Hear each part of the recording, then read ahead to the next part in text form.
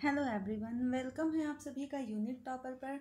और आज हम पढ़ने जा रहे हैं एक बहुत ही इम्पॉर्टेंट पॉइंट, मतलब आगाज़ करने जा रहे हैं, शुरुआत करने जा रहे हैं अपनी नीट के एग्ज़ाम का क्लास 11 के पहले चैप्टर से, जिसका नाम है diversity in the living word, जो कि बहुत ही इंटरेस्टिंग, बहुत ही प्यारा चैप्टर है।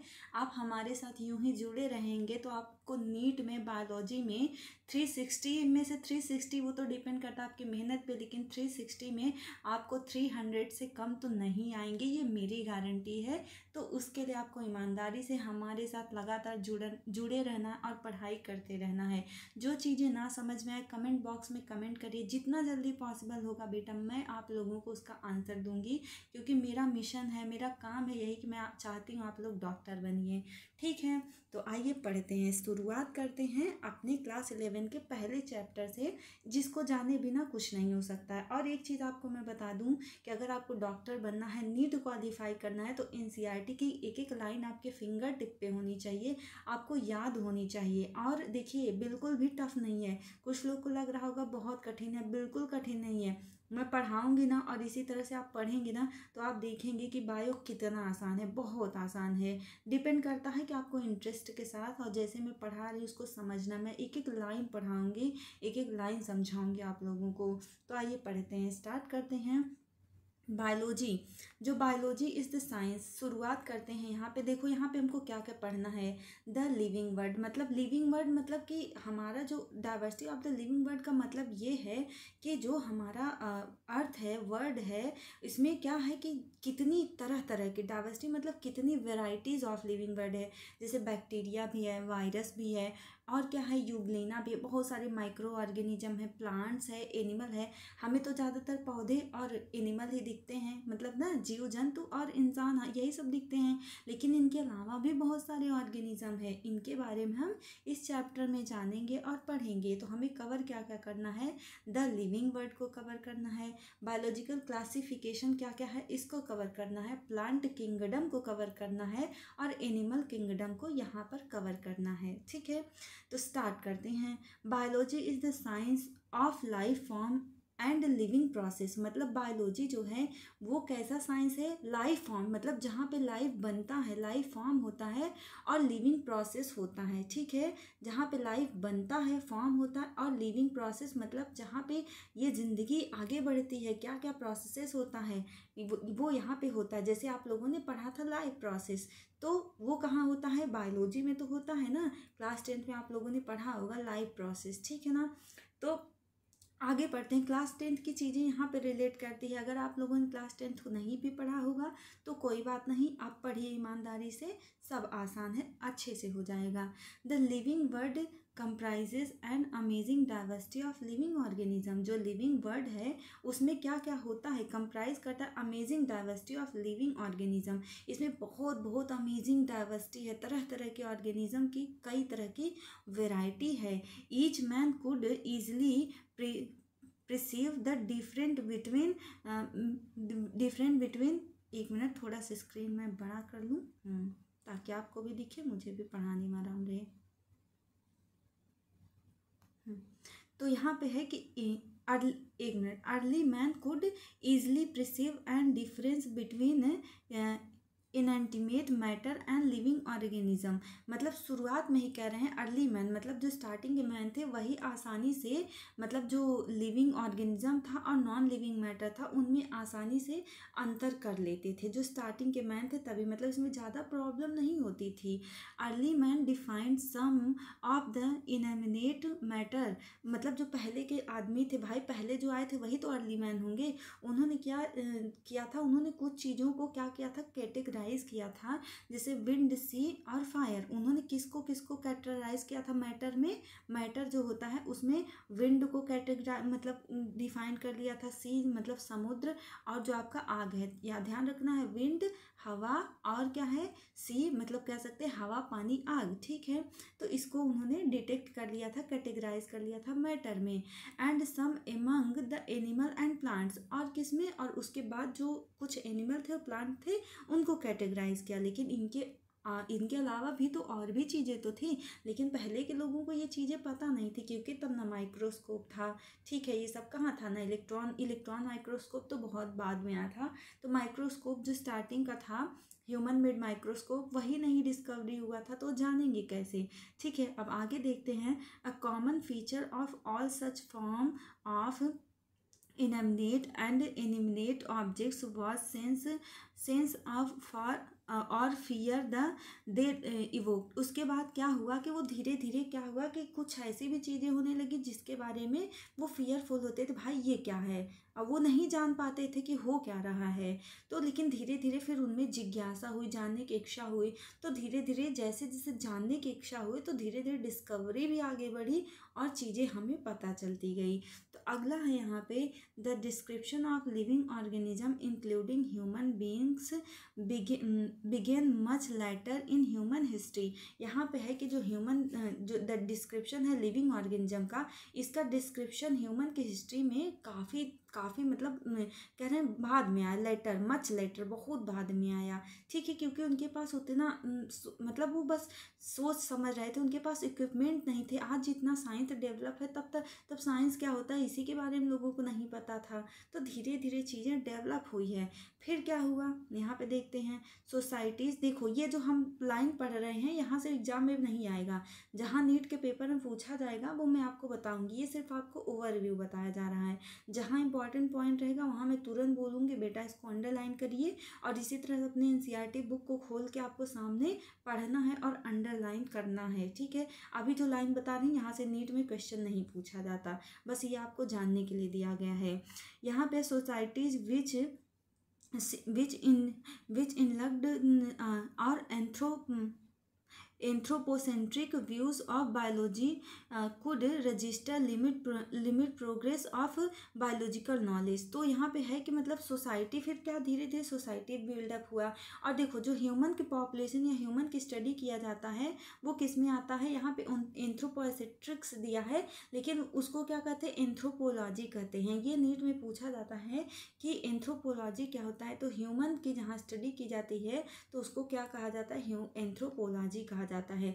तो धीरे धीरे इसी तरह से क्या हुआ, उनके नॉलेज बढ़ती गई, सोसाइटी बनती गई। और यहाँ पर register limited progress biology knowledge, धीरे धीरे उनको बायोलॉजिकल नॉलेज के बारे में भी जानकारी होती गई और उसको क्या करते थे, अपनी माइंड में रखते थे, रजिस्टर करते थे, उसको दर्ज करते गए, रखते गए। बहुत सारी प्रीवियस चीज़ें हैं जो हमें कैसे पता चलती हैं, किसी साक्ष्य से, किसी प्रूफ से पता चलती, ऐसे ही नहीं पता चल जाती। कई सालों की चीज़ें किसी प्रूफ में किसी ने लिखा, जैसे बहुत सारी चीज़ें हमको वेद से पता चलती, जो वेदास होते हैं हमारे, और हमारे जो ग्रंथ हैं, महाग्रंथ हैं, वहाँ से पता चलती है ना कि ऐसा ऐसा था। ठीक है, यहाँ पे है जैसे कि संजीवनी बूटी का प्लांट, तो ये हमारे रामायण में मेंशन किया गया है, बताया गया है। तो ये एक औषधि है ना, इसके बारे में तो बाद में खोजा गया कि हाँ जैसे कि संजीवनी बूटी का प्लांट क्या होता है। ठीक है, तो सिलाजिनेला ब्रायोप्टेरिस को ऐसा माना जाता है कि जो सिलाजिनेला ब्रायोप्टेरिस का प्लांट है वही संजीवनी बूटी है। Systematic and monumental description of life forms brought in, उसके पास एक सिस्टमैटिक और मॉन्यूमेंटल तरीके से बायोलॉजिकल लाइफ का क्या हुआ, डिस्क्रिप्शन दिया जाने लगा। आउट ऑफ नेसेसिटी डिटेल यहाँ पे है systems, detailed systems of identification, बहुत इंपॉर्टेंट है ये इंपॉर्टेंट है क्या है कि सिस्टमैटिक एंड क्या है, systematic and monumental description of life form, नहीं यहाँ से एक मिनट, यहाँ से इम्पॉर्टेंट है आइडेंटिफिकेशन नॉमेनक्लेचर एंड क्लासिफिकेशन। जो डिटेल में हम स्टडी करते हैं, पूछा जाता है कि बायोलॉजी का जो है तो उसमें क्या करते हैं, सबसे पहले हम आइडेंटिफाई करते हैं, फिर नॉमेनक्लेचर करते हैं और क्लासिफिकेशन करते हैं। इसको हम क्या कहते हैं, taxonomy is the branch of science where deals with the study of identification, nomenclature and classification. इसी सीक्वेंस में आपको याद करना है, ये नीट का फेवरेट क्वेश्चन क्वेश्चन है, मतलब ये नीट में पूछा जा चुका है ये पॉइंट, तो आपको अपने एनसीईआरटी में इसको अंडरलाइन कर लेना है। The biggest spin off such studied was the recognize of the sharing of similarities among living organism both horizontally and vertically। तो उन्होंने देखा horizontally मतलब इस तरह से और vertically मतलब इस तरह से, तो बहुत सारी horizontally और बहुत सारे vertically जो कैरेक्टर्स थे वो क्या कर रहे थे, लिविंग ऑर्गेनिज्म शेयर भी कर रहे थे और नहीं भी शेयर कर रहे थे। तो उसके बेसिस पे इन्होंने क्या किया, स्टडी किया। क्या किया इन्होंने, स्टडी किया। यहाँ पे है that all present day living organism are related to each other and also to all organism that ever lived on this earth. मतलब कि देखा जाए तो अगर हम सोचे कि हमारा रिश्ता बैक्टीरिया वायरस से नहीं है तो गलत है, ठीक है। अगर हम साइंस की लैंग्वेज में समझे तो है, ठीक है, क्योंकि पहले तो वही आए थे ना, पहले तो बैक्टीरिया वगैरह ही आए थे ना, उसके बाद तो ह्यूमन का डेवलपमेंट हुआ है। तो पहले वो आए, फिर क्या हुआ, हमारी ओरिजिन हुई, हमसे पहले वो आए ना। तो कहीं कहीं की मतलब डायरेक्टली या इनडायरेक्टली एक दूसरे का इंट्रैक्शन है, एक दूसरे का क्या है, रिलेशन है, इंट्रैक्शन है एक ऑर्गेनिज्म का, एक लिविंग ऑर्गेनिज्म का दूसरे लिविंग ऑर्गेनिज्म से, ठीक है। यहाँ पे है was a revelation which humble man and led to culture movements for conservation of biodiversity. इसी तरह से क्या हुआ, धीरे धीरे हम्बल मैन जो मतलब अच्छे लोग थे, हम्बल मैन थे, वो क्या करे, कल्चरल मूवमेंट्स करने लगे, मतलब कल्चर को सेलिब्रेट करने लगे। एक देखा जाए हमारे जितने तीज त्यौहार होते हैं उसके पीछे का एक मोटिवेशनल वैल्यू है, उसके पीछे एक थॉट है कि हमारे इस चीज़ों को हमें बचाना है, ठीक है। हर जो हमारा फेस्टिवल होता है उसके पीछे कुछ न कुछ पर्पस था, ठीक है।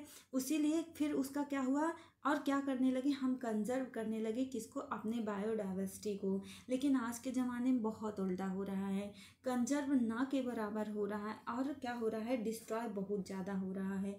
आज के टाइम में देखा जाए तो बायोडाइवर्सिटी को कंजर्वेशन बहुत ही मुश्किल से किया जा रहा है। आए दिन जंगलों में आग लग जाती है, कितना ज़्यादा जो जंगल है उसको काट काट के लोग घर बना रहे हैं। ह्यूमन पॉपुलेशन इतनी ज़्यादा बढ़ रही है, अगर ह्यूमन पॉपुलेशन पे हम किसी तरह से कंट्रोल कर लें तो हमारी प्रॉब्लम काफ़ी हद तक कम हो जाएंगी। सबसे बड़ी प्रॉब्लम है बेटा ह्यूमन की पॉपुलेशन जो दिन रात बढ़ रही है। अगर ह्यूमन पॉपुलेशन इतनी ना बढ़े, थोड़ी कम रहे, ठीक है, तो प्रॉब्लम भी कम होगी, क्योंकि पॉपुलेशन है तो रहने के लिए हमें खाना चाहिए, शेल्टर चाहिए, ठीक है, रहने के लिए खाना चाहिए, जगह चाहिए। उसके लिए फिर क्या कर रहे हैं, हम जंगलों को काट रहे हैं, जिससे हमारा देखिए वेदर पैटर्न भी चेंज हो गया है। तो इसका एक ही उपाय, एक ही चीज़ समझ में आता है कि पॉपुलेशन कम हो तो हमारी प्रॉब्लम भी कम हो जाएंगी। In the following chapter of this unit you will get description including classification of animals and plant from taxonomist's perspective. तो यहाँ पे हमको टेक्सोनॉमी के पर्पज से किसके बारे में पढ़ना है, क्लासिफिकेशन ऑफ एनिमल और प्लांट के बारे में पढ़ना है।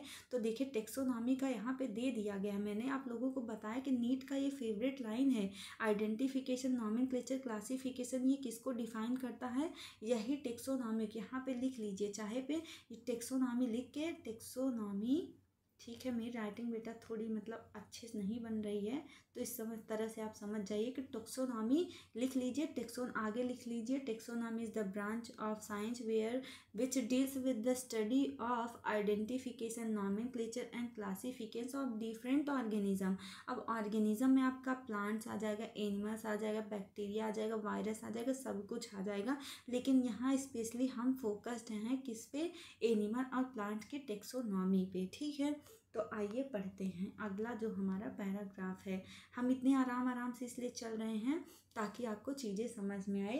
तो इनके बारे में बस इतना ही जान लीजिए कि ये जो हैं अर्नेस्ट मेयर सर हैं, ठीक है। अर्नेस्ट मेयर सर 1904 से 2004 मतलब 1904 में इनका जन्म हुआ था, 2004 में इनकी डेथ हो गई, ठीक है। ये क्या थे, एक जर्मन अर्नेस्ट मेयर, एक मतलब ये जर्मनी से बिलोंग करते थे और इन्होंने हार्वर्ड यूनिवर्सिटी में क्या किए थे, पढ़ाई किए थे। और एक क्या थे, ये बायोलॉजिस्ट थे, एक क्या थे, बायोलॉजिस्ट थे। और ये अलेक्जेंडर अगेंस्ट प्रोफेशनल जूलॉजी, मतलब ये थोड़ा सा इनके बारे में दिया गया है। मेन इनका जो स्टडी का एरिया था ज्योग्राफी, इन्होंने मतलब ज्योग्राफी करके जो है इन्होंने ज्योग्राफी पे लिखा था, इवोल्यूशन पे इन्होंने लिखा था, सिस्टमेटिक पे लिखा था, बहुत ही ग्रेट पर्सन थे और इनको इंटरनेशनल प्राइज़ फॉर बायोलॉजी कब मिला था? 1994 में मिला था, ठीक है। और यहाँ पे जो जो प्राइज़ दिया गया है वो आप जान लीजिए, थोड़ा बहुत आप चाहें तो इनके बारे में स्टडी कर सकते हैं, अर्नेस्ट मेयर सर के बारे में। वैसे एग्ज़ाम में पूछा नहीं जाता है, लेकिन एक महान साइंटिस्ट है, इन्होंने इतना काम किया है तो हमारा फ़र्ज़ है कि हम इनके बारे में थोड़ा बहुत जानें। तो आपको अगर साइंटिस्ट लोग के बारे में जानना अच्छा लगता है, बिल्कुल हमें जानना चाहिए। तो क्योंकि हमारे पास टाइम कम है तो हम इतना नहीं पढ़ सकते हैं। यहाँ से एक लाइन है जो नीट का फेवरेट क्वेश्चन है, वो क्या है? नीट का यहाँ पे जो फेवरेट क्वेश्चन है उसको हम जान लेते हैं। इनके बारे में एक टर्म बहुत बार पूछा जाता है कि डार्विन ऑफ द 20वीं सेंचुरी, मतलब 20वीं सेंचुरी, 20वीं शताब्दी का डार्विन किसे कहा जाता है? ये बहुत इंपॉर्टेंट है, इसको अंडरलाइन कर लीजिए। The Darwin of 20th century जो होते हैं वो अर्नेस्ट मेयर को कहा गया है कि 20वीं सेंचुरी के जो डार्विन थे ये सर थे, क्योंकि इन्होंने बहुत काम किया है, इन्होंने बहुत सारी फील्ड पे काम किया है।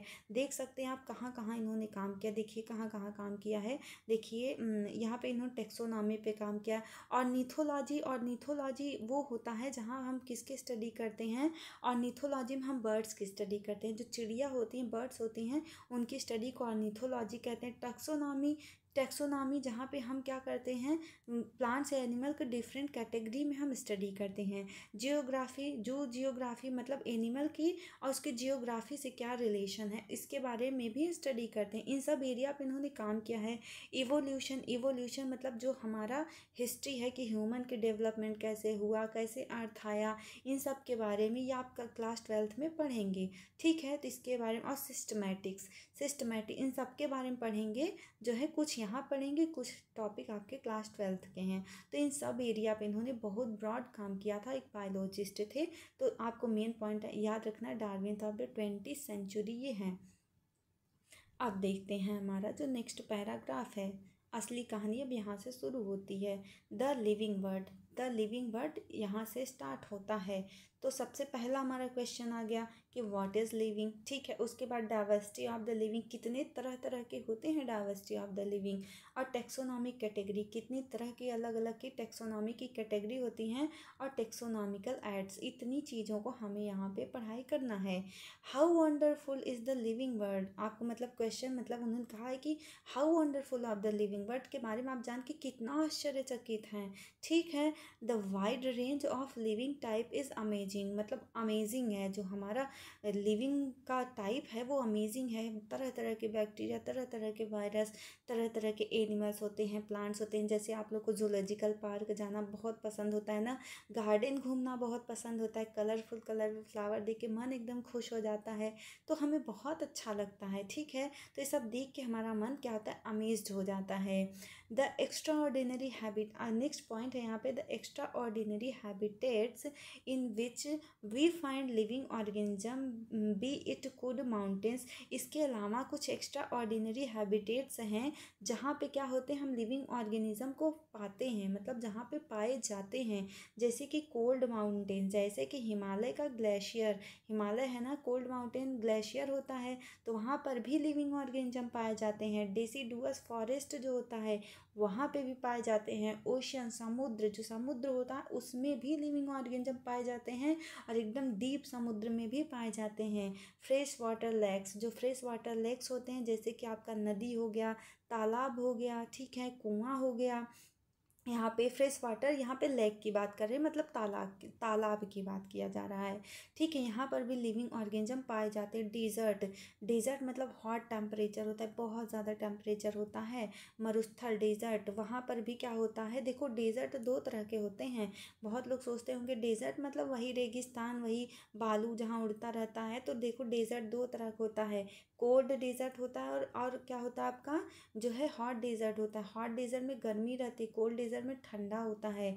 जैसे कि इन कोल्ड डेजर्ट की बात करें तो जो हमारा ये लद्दाख एरिया है, लद्दाख एरिया को कोल्ड डेजर्ट में गिना जाता है। ठीक है, उसके बाद आपका आ गया है हॉट स्प्रिंग। और राजस्थान का जो कुछ पार्ट्स होता है, वो सारे नहीं, कुछ ही पार्ट जो कोटा में रहते होंगे वहाँ पे काफ़ी हरियाली है। तो पूरा राजस्थान थोड़ी ना, पूरा राजस्थान डेजर्ट है। जब मैं छोटी थी तो मुझे लगता था कि पूरा राजस्थान में बालू ही बालू उड़ता होगा, लेकिन बाद में समझ में आया कि नहीं नहीं भाई, पूरा राजस्थान में नहीं बालू उड़ता है। जब मैं कोटा गई तो मुझे कोटा में ये पता चला कि नहीं, यहाँ पे तो काफ़ी ग्रीनरी है, हरियाली है। तो कुछ ही पार्ट्स हैं जहाँ पे क्या होता है, बालू उड़ता है, डेजर्ट होता है। ठीक है, यहाँ पे देखिए। और हॉट स्प्रिंग, हॉट स्प्रिंग मतलब जो गरम गरम पानी के झरने होते हैं। हमको ज़्यादातर यही पता है कि पानी के झरने ठंडे ठंडे होते हैं, लेकिन पानी के झरने गरम गरम भी होते हैं। तो जो हॉट स्प्रिंग होता है, बताओ गरम चीज़ों में कोई जीव रह सकता है, कोई मतलब ऑर्गेनिज्म सर्वाइव कर सकता है? लेकिन हाँ, सर्वाइव करता है हॉट स्प्रिंग में। आगे चल के हम पढ़ेंगे। ठीक है, अभी मैं बता दूंगी तो कम इंटरेस्ट आएगा, अभी जब हम आगे पढ़ेंगे तब अच्छा लगेगा कि कहाँ होते हैं, उसका नाम क्या है। ठीक है, लिव अस स्पीचलेस, इनके बारे में हम कह रहे हैं, मतलब कि यहाँ पर भी जिंदा रहते हैं, तो इन सब के बारे में हम स्पीचलेस है, हमारे पास शब्द नहीं है कि कहाँ कहाँ ऑर्गेनिज्म पाए जाते हैं। मतलब एवरीवेयर, हर जगह पाए जाते हैं। द ब्यूटी ऑफ गैलोपोगियंस हॉर्स, मतलब यहाँ पे कह रहा है द ब्यूटी ऑफ गैलोपिंग्स हॉर्स। जो गैलोपिंग्स टाइप के हॉर्स हैं, जो हॉर्स पसंद करते हैं, उनको पता होगा गैलोपिंग्स हॉर्स क्या होता है, मतलब बहुत सुंदर हॉर्स होता है। ऑफ, यहाँ पे है ऑफ माइग्रेटिंग, देखो ऑफ माइग्रेटिंग बर्ड्स, एक माइग्रेटिंग बर्ड्स जो होता है, हॉर्स अलग है, माइग्रेटिंग बर्ड्स अलग है। जैसे अगर आपको पता होगा, साइबेरिया से आती हैं बर्ड्स, साइबेरिया से आती हैं बर्ड्स, कहाँ आती हैं? एक तो प्रयागराज में भी आती हैं, हर साल आती हैं प्रयागराज में, और एक जगह जाती हैं भरतपुर। भरतपुर में आपका है घाना सेंचुरी। अगर आप लोग को पता होगा, नहीं पता है जान लीजिए, और आपके नीट के पेपर में भी पूछा जाता है, क्लास 12th का ये टॉपिक है। तो कहाँ है? भरतपुर राजस्थान में घाना सेंचुरी है, जहाँ पे हर साल, साइबेरिया एक कंट्री है, वहाँ से जो है बर्ड माइग्रेट करके आती हैं, बड़ी सुंदर सी होती हैं, वाइट वाइट रंग की। तो और यहाँ जो प्रयागराज में आती हैं, इलाहाबाद जिसका अभी नाम प्रयागराज है, यहाँ पर भी आती हैं, तो बड़ी सुंदर लगती हैं। इनको हम क्या करते हैं, जो है बोटिंग करते हैं लोग गंगा जी में, और दाना डालते हैं, बहुत सुंदर लगती हैं चिड़िया, साइबेरियन बर्ड्स। आप नेट पे सर्च करके देखिएगा साइबेरियन बर्ड्स, या फिर इस ठंडी में जब होगा तो मैं साइबेरियन बर्ड्स की फ़ोटो आप लोगों को वीडियो बना के दूंगी। तो ठीक है, अभी पढ़ लेते हैं। तो यहाँ तक हो गया,